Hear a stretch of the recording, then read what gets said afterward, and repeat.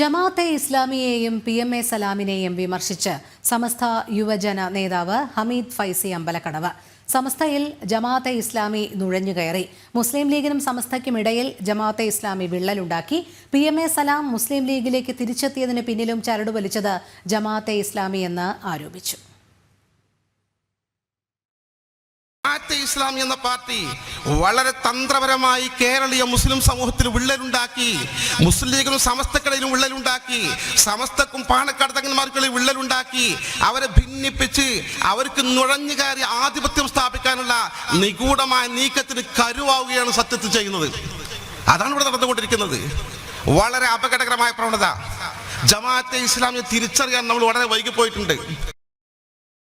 വിവരങ്ങളുമായി ഗോകുൽ കെ വേണുഗോപാൽ ചേരുന്നു. ഗോകുൽ, ജമാഅത്തെ ഇസ്ലാമിയെയും PMA സലാമിനെയും വിമർശിച്ചിരിക്കുകയാണ് സമസ്ത യുവജന നേതാവ്. എന്തെല്ലാം കാര്യങ്ങളാണ് അദ്ദേഹം ഒരു സന്ദർഭത്തിൽ പറയുന്നത്?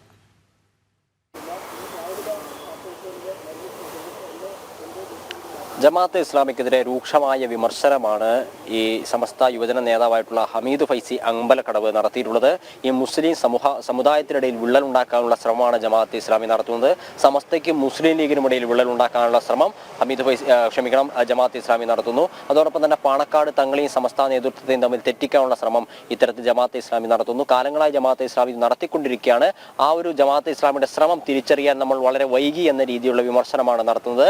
അതോടൊപ്പം തന്നെ ഈ മുസ്ലിം ലീഗ് വിഭജിച്ച് INL എന്ന് പറയുന്ന പാർട്ടി ഉണ്ടാവാനുള്ള പ്രധാനപ്പെട്ട കാരണമായിട്ട് ഈ ഹമീദ് ഫൈസി അമ്പലക്കടവ് പറയുന്നത് ജമാഅത്തെ ഇസ്ലാമിയുടെ മുഖപത്രമായ മാധ്യമത്തെയും മീഡിയ വണ്ണിനെയുമാണ്. മാധ്യമമാണ് ജമാഅത്തെ ഇസ്ലാമിയുടെ മാധ്യമമായിട്ടുള്ള മാധ്യമം ദിനപത്രമാണ് ഈ മുസ്ലിം ലീഗ് പിളരാനും പിന്നീട് INL എന്ന് പറയുന്ന പുതിയ ഒരു സംവിധാനം, പുതിയൊരു രാഷ്ട്രീയ പാർട്ടി രൂപീകരിക്കാനും ഇടയാക്കിയ സാഹചര്യത്തിലേക്ക് നയിച്ചത്.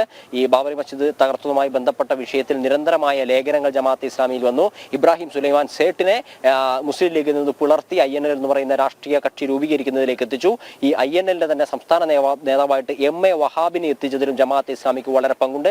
സിമിയുടെ മുൻ നേതാവായിരുന്ന MA വഹാബ് ജമാഅത്തെ ഇസ്ലാമിയുടെ സംസ്ഥാന നേതാവായിട്ട് യുവജന വിഭാഗത്തിന്റെ സംസ്ഥാന നേതാവായി എത്തിയതിലും വലിയ പങ്ക് ജമാഅത്തെ ഇസ്ലാമി വഹിക്കുന്നുണ്ട്. ഈ മുസ്ലിം സമുദായങ്ങൾക്കിടയിൽ എണ്ണം കൊണ്ട് വളരെ അധികം വലിപ്പമില്ലെങ്കിലും ഈ മുസ്ലിം സമുദായവുമായി ബന്ധപ്പെട്ട അല്ലെങ്കിൽ മുസ്ലിം സംഘടനകളുമായി ബന്ധപ്പെട്ട വിഷയങ്ങളിലെല്ലാം നിയന്ത്രിക്കുന്നത് ജമാഅത്തെ ഇസ്ലാമി ആടി എന്നൊരു വിമർശനമാണ് ഇപ്പോൾ ഈ ഹമീദ് ഫൈസി അമ്പലക്കടവ് മുന്നോട്ടേക്ക് വെച്ചിട്ടുള്ളത്.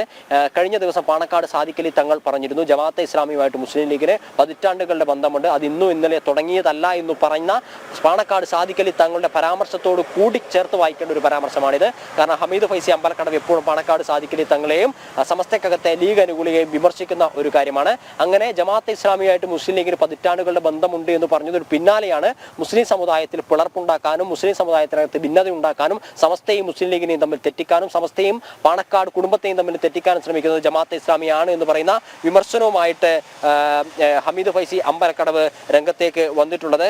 ഈ സമസ്തയുടെ ആദർശ സമ്മേളനത്തിന്റെ ഭാഗമായിട്ടായിരുന്നു ഇത്തരത്തിലൊരു പരാമർശം നടത്തിയത്. അതെന്തായാലും വലിയ രീതിയിലുള്ള ചർച്ചകൾക്ക് വഴിവെക്കാനുള്ള ഒരു സാധ്യതയാണ് നമ്മൾ കാണുന്നത്. കാരണം ജമാഅത്തെ ഇസ്ലാമിക്കെതിരെ സമസ്തയിലെ ഒരു വിഭാഗം വലിയ രൂക്ഷമായ വിമർശനങ്ങളുമായി മുന്നോട്ടേക്ക് വരുമ്പോൾ പാണക്കാട് സാദിഖലി തങ്ങൾ ഉൾപ്പെടെയുള്ള ആളുകൾ ജമാഅത്തെ ഇസ്ലാമിയെ കൂടെ നിർത്താനാണ് ശ്രമിക്കുന്നത്. ജമാഅത്തെ ഇസ്ലാമിയുടെ രാഷ്ട്രീയവാദത്തെ മതരാഷ്ട്രീയവാദത്തെയൊക്കെ സമസ്ത എതിർത്ത് പറയുന്നുണ്ട്. സമസ്തയുടെ മലപ്പുറം മുശാവറ അംഗം കൂടിയാണ് ഹമീദ് ഫൈസി അമ്പലക്കടവ്. രൂക്ഷമായ വിമർശനങ്ങളാണ് ഇപ്പോൾ അദ്ദേഹത്തിനെതിരെ വന്നിട്ടുള്ളത്. ഈ PMA സലാം മുസ്ലിം ലീഗിന്റെ സംസ്ഥാന ജനറൽ സെക്രട്ടറിയായി തിരിച്ചു വന്നതിന് പിന്നിൽ പോലും ജമാഅത്തെ ഇസ്ലാമിയുടെ പങ്കുണ്ട്.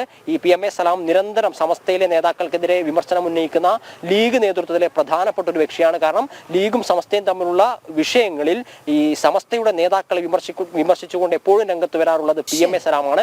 അങ്ങനെയുള്ള PMA സലാമിനെ ലീഗിന്റെ നേതൃത്വത്തിലേക്ക് എത്തിച്ചിട്ടുള്ളത് ഈ ജമാഅത്തെ ഇസ്ലാമിയാണ് എന്ന് പറഞ്ഞ് വലിയ രൂക്ഷമായ വിമർശനങ്ങളാണ് ഈ സമസ്തയ്ക്കും ലീഗിനും ഇടയിൽ ഇപ്പോൾ രൂപം കൊണ്ടിട്ടുള്ള വിഷയങ്ങൾക്ക് മുഴുവൻ കാരണക്കാരായിട്ടുള്ളത്. ഇത്തരത്തിൽ ജമാഅത്തെ ഇസ്ലാമിയുടെ നേതൃത്വമാണ്. അത് കുറെ നാളുകളായിട്ട് ജമാഅത്തെ ഇസ്ലാമി ആസൂത്രണം ചെയ്ത് നടപ്പിലാക്കുന്നതാണ് എന്നുകൂടി അദ്ദേഹം പറഞ്ഞു വെക്കുന്നു. ശരി ഗോകുൽ, ജമാഅത്തെ ഇസ്ലാമിക്കെതിരെ വിമർശനവുമായി സമസ്ത ഗോകുൽ കെ വേണുഗോപാലാണ് വിവരങ്ങൾ നൽകിയത്.